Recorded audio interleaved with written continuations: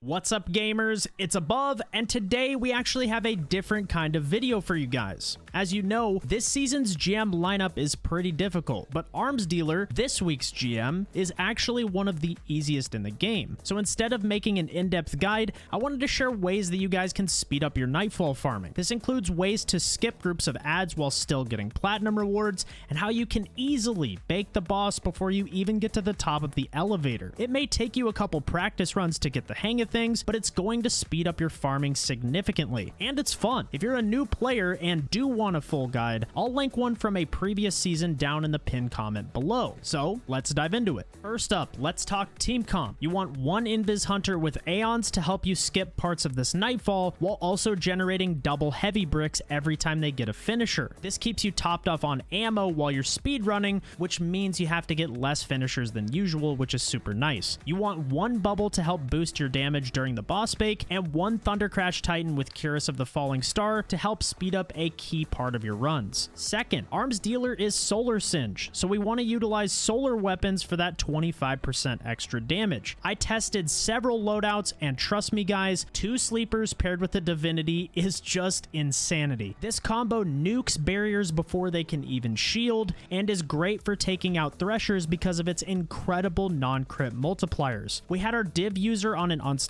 hand cannon and our sleeper users on anti-barrier scouts. Izumi is a great option in the energy slot for a solar sniper, and Ascendancy with chain reaction is amazing for ad clear, especially during the opening encounter. As we head outside after clearing the first room, there are 3 key things to focus on. First, take out the thresher with sleeper, then focus on the yellow bar Cabal enemy that spawns directly underneath it. Second, take out the snipers on the far left catwalk while your div user clears ads with their chain reaction rocket. And third, make sure to finish the unstop before proceeding to restock on ammo. Designate one person to pick up the orb each time while your div user and another teammate push forward to spawn the next set of champs. Take out the dogs with a chain reaction rocket, then sauce the first barrier. Take out the snipers next to the barrier, then focus on the thresher to your right, and push up towards the deposit to get a finisher on the second barrier. When you dunk the orb, you don't want to stick around. You can skip this ad spawn by smoking your team and immediately heading inside. You'll be able to stun this unstop before it even leaves the room, allowing you to get a finisher to top off on ammo and avoid combat with these ads altogether. As we head outside, summon your Sparrow and immediately head left. Jump up on these structures and get an angle on the barrier champion hanging out near the ramp. This is the only enemy you have to kill in this entire area, and once it's dead, you can head left along these rocks and summon your Sparrow once again to head to the next encounter. As you arrive, your teammates will actually stay on their Sparrows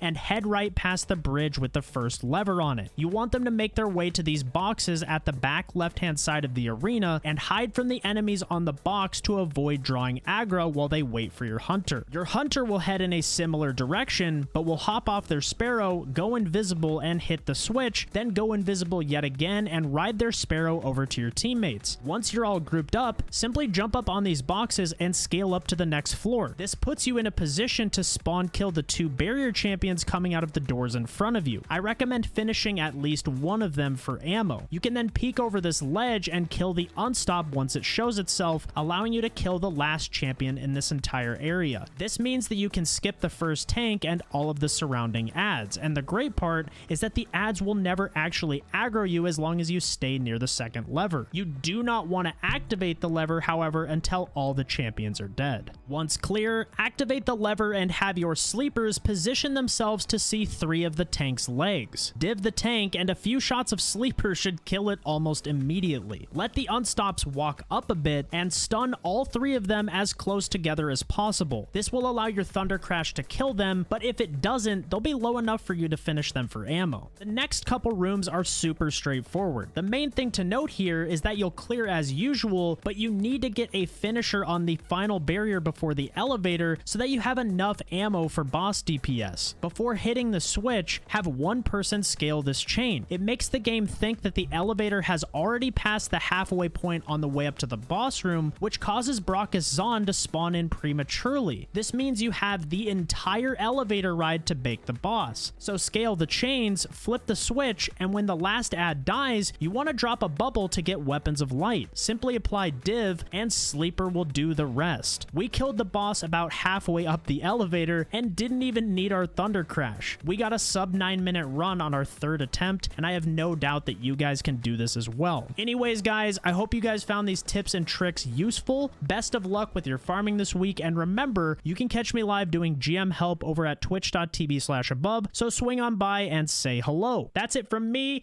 Thank you so much for watching, and I'll see you next time. Peace!